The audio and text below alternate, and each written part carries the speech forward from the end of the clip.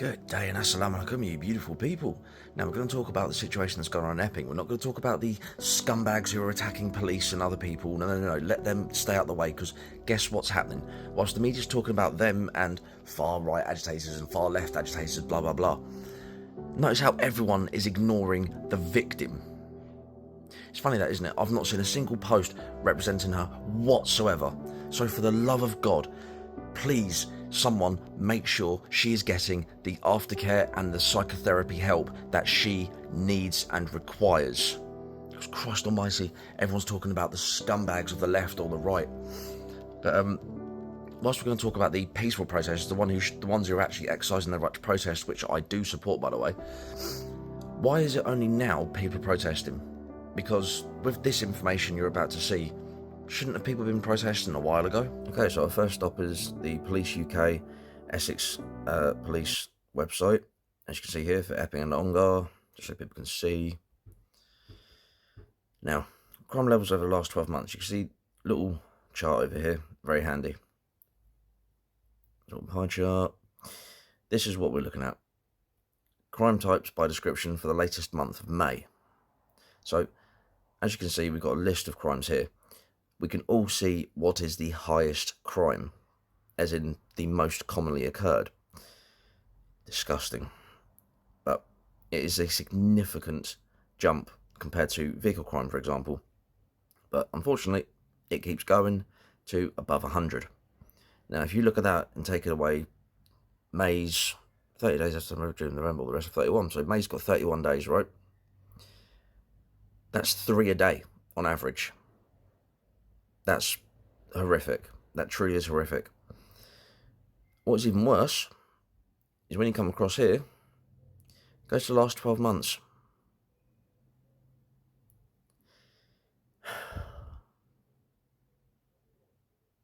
Almost 1,500. That looks like over halfway, so I'd imagine 1,300, give or take. That's astounding. That's over 100 a day, a month.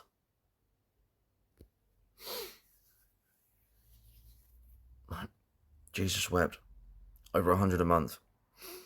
And yet, not a single protest, not a single solitary raise about it.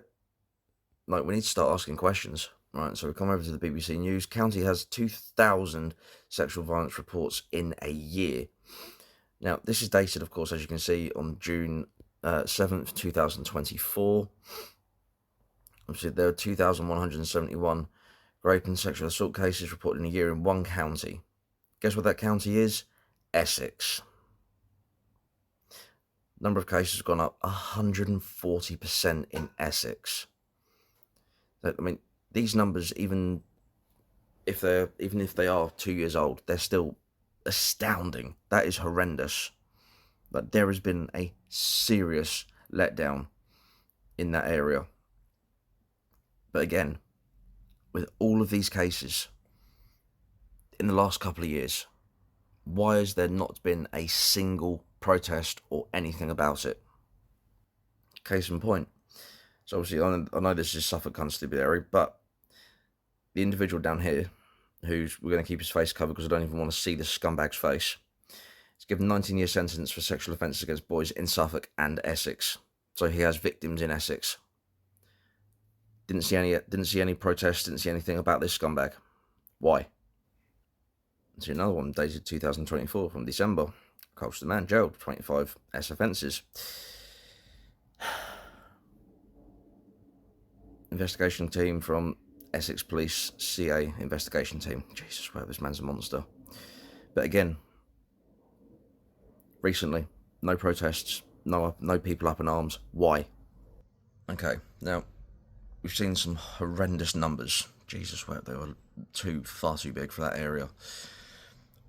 Horrendous numbers in those kind of cases. Yep, there's been no protests, no riots, nothing.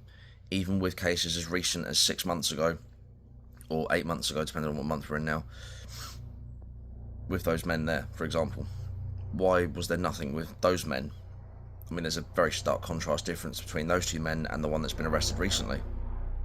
Shock. Now, you're going to see most headlines with this kind of crap, right? And unfortunately, the media are going to tarnish everyone in Epping, as in, well, they're going to tarnish everyone in Epping, the scum like this, which isn't right, because there are people who are peacefully protesting, which is their right to do that, because people have the right to protest as far as I'm concerned, even though the government tried taking it away. But it is worth noting, really is worth asking the question, why is it only now people are protesting when those kind of stats have been going on for the last couple of years? Like, is it the fact that it's got to boiling point? Possibly. I think the question still needs to be asked, as those two men can be examples of, why is there no protests against those people, but yet there's a protest against this one person?